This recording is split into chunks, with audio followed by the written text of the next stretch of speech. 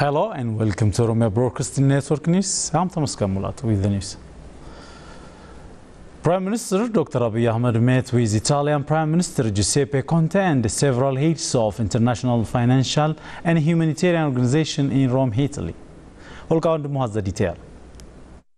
Prime Minister Dr. Abiy Ahmed met with chief of Rome-based UN agencies, namely the World Food Programme (WFP), the International Fund for Agriculture Development (IFAD), and the Food and Agriculture Organizations (FAO). According to the office of the Prime Minister, during his talks with World Food Programme Executive Director Mr. David Beasley, Prime Minister Dr. Abiy Ahmed acknowledged the agency for the crucial role it has been playing in supporting the government address food security, nutrition, and capacity building interventions. Similarly, the Prime Minister held talks with Mr. Gilbert Ombo, President of the International Fund for Agriculture Development (IFAD), in his second meeting with development partners. Mr. Hobo appreciated the Ethiopian Prime Minister for his courage and the changes that he has introduced this far. Prime Minister Abiy Ahmed highlighted the needs for strengthening irrigation and food security interventions. The International Fund for Agriculture Development (IFAD) support to Ethiopia, which is the largest portfolio in Africa, is anchored in the government's commitment to the poorest community through enhancing the productivity of smaller farmers, pastoralists, and agro-pastoralists. They agreed to continue building on the performance of Ethiopia in addressing the need of poor communities through IFADs and the government collaboration in medium-scale irrigation and rural financing. The Prime Minister also met with Director General of the Food and Agriculture Organization of the United Nations, Mr. José Graziano da Silva.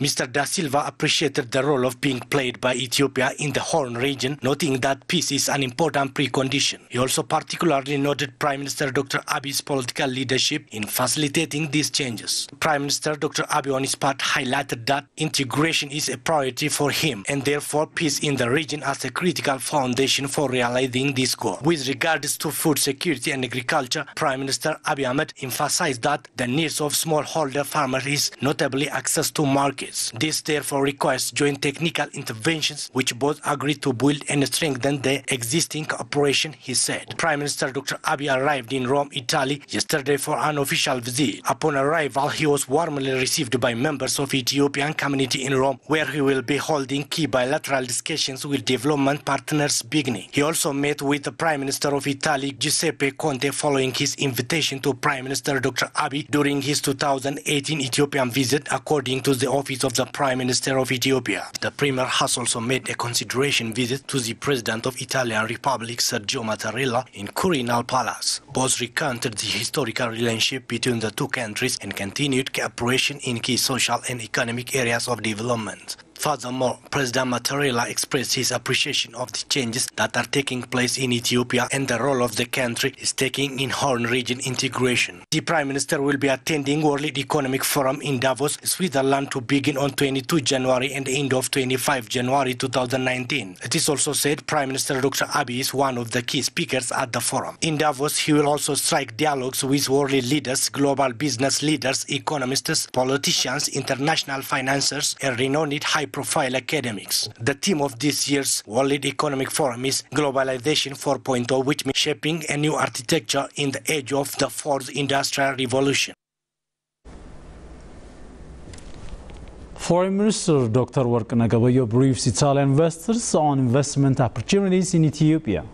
Ethiopia's Minister of Foreign Affairs Dr. Warqina Gabayo held discussion with investors from Italy.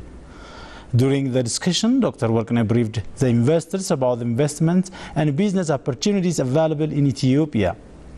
Representatives of 10 pharmaceutical, construction, agro-processing, and apparel companies attended the discussion held in Rome. Mrs. Laura Colnaghi Cavoni, President and CEO of Kavika Group, on the occasion shared her experience of investing in Kombolcha Industrial Park in Ethiopia.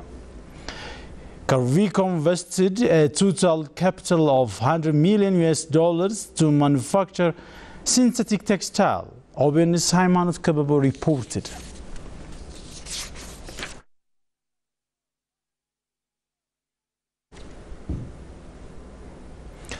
Vice President of the Oromia Regional Estates and the coordinator of social cluster, Taiba Hassan, said pastoralists should improve their living condition by effectively utilizing irrigation system. Holka Ondum has more on that.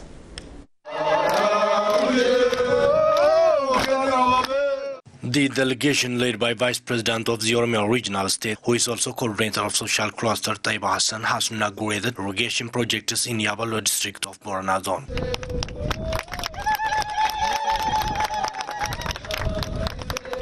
The projects were under construction starting from the previous year. The projects are constructed by a cost of 44 million and are expected to benefit more than 400 households. Pastoralists of the area say the projects has been benefiting them. Previously, we were suffering a lot due to absence of this irrigation, but after this project has been started, we are really benefiting from it, she said. There has been many changes in our daily life. Previously, we have no knowledge about the irrigation development, but after experts oriented us, we are benefiting a lot from the project. The pastoralists also asked the government to fill all the necessary equipment for their production. Vice President of the Oromia Regional State and coordinator of social cluster, Taiba Hassan, said the project is unique by its kind and call upon the pastoralists to work hard and benefit from it.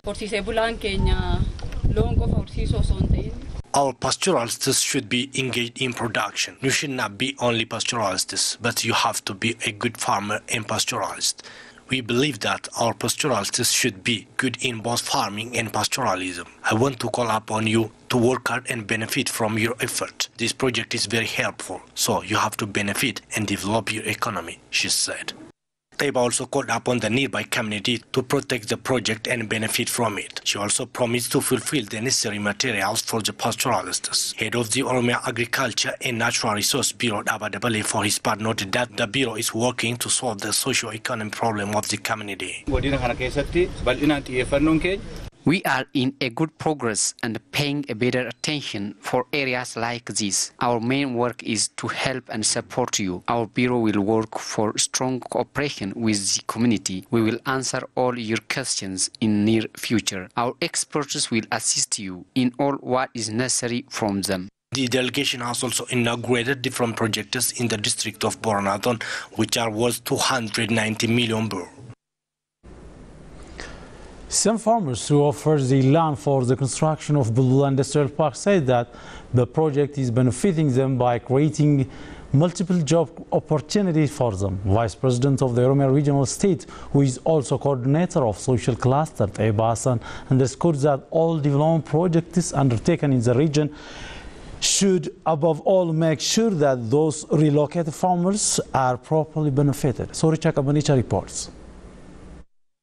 Among the share companies established under Oromo Economic Revolution, Walabu Construction Share Company, the first company, started its work. The company is constructing Bulbula Agro Industry Park, the grand project of Oromia Industrial Park Development Corporation, which is developed at Bulbula and Shashamane towns of West Arsi Zone. Bulbula Agro Industry Park is being constructed on 170 hectares of land at a cost of 2.3 billion birr and by 3 phases. Vice President of the Oromia Regional Government, who is also coordinator of social cluster, Taiba Hassan, said that Bulbula Agro Industry Park is an exemplary developmental project creating job opportunity for farmers relocated from their land for development projects. Taiba underscored that hereafter development projects in Oromia region should be parallelly developed and transform the lives of the farmers. All developmental workers done in our region should not be ones that displace our farmers and lead them to more challenges. It should be the development which also changes and transforms our farmers. It should be a project that benefits and makes our farmers investors. This is what the Oromia regional government is hardly working on, she said. Some of the farmers who gave their land for this agro-industrial development stated that they are being benefited by working in the project on many fields. I'm one of the farmers moved from their land for the project. Previously, I was engaged on traditional farming here and was leading my life by agriculture. Since we got compensation for our land and left our land for the project, we are engaged in supplying different construction inputs for this project by organizing under an association. Now we are leading a more happy life than before because now we have daily and monthly income. These farmers expect that the training they took before getting the compensation payment has helped them to save their money and invest on fees for workers. What makes us to save our money is the government has provided us a long-time training by university scholars, and they trained we, the farmers, to wisely use our assets. Due to this, many farmers got benefited. Bulbula Agro-Industrial Park, which is being constructed at 3 phases, such as building, construction phase, infrastructure, and the residential buildings, has currently reached 36% of the completion, according to project manager of Walabu Construction, Merga Walabu. The construction progress percentage is just around 36%. We are achieving now 36%. So we are in the near 2 months. We are actively working on road construction and finalizing this site leveling part. And the other thing is we are starting construction of asphalt work. Harambee University College says it is working to help students understand global dynamics and work for development of their country. Pacific Asian Country Youth Corpus has concluded 3 weeks experience sharing program in the university. Mamara reports.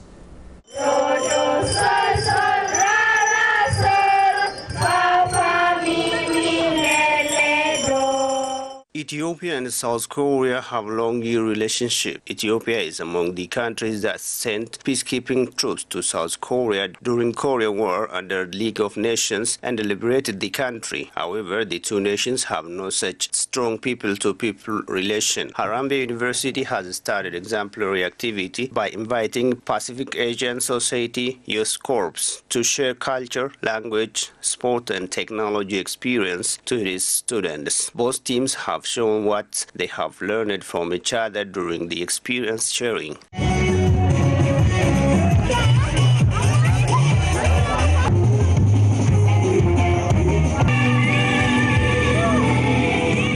Members of the corps said they have shared a lot with students of the university college and impressed by the culture of Ethiopian people. Exchange cultures and then provide to education. Everything is very interesting.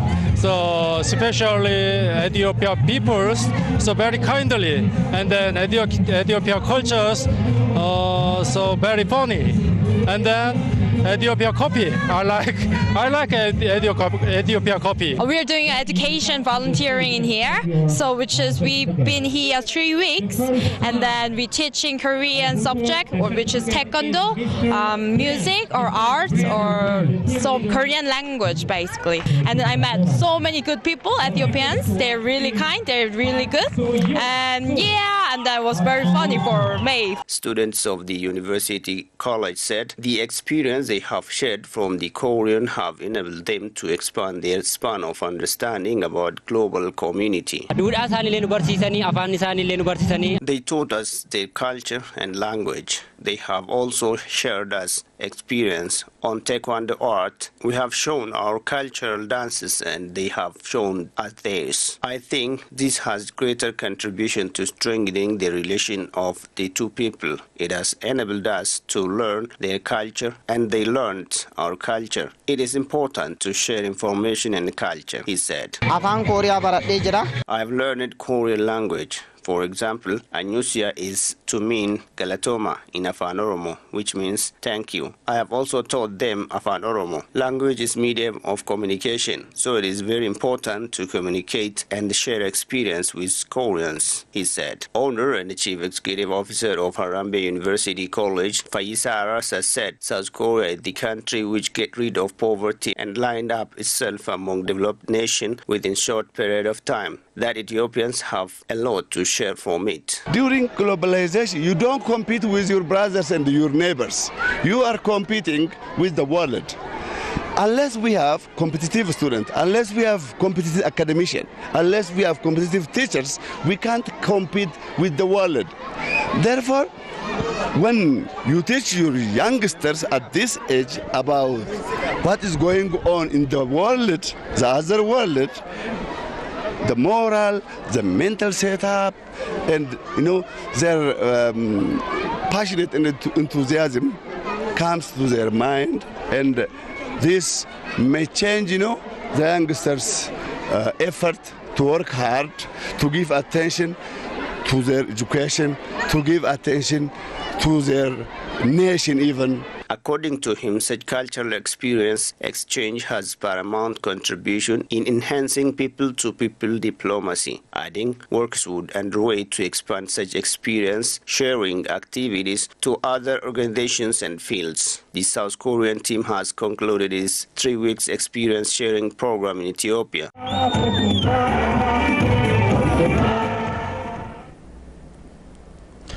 Thank you for watching and have a good day.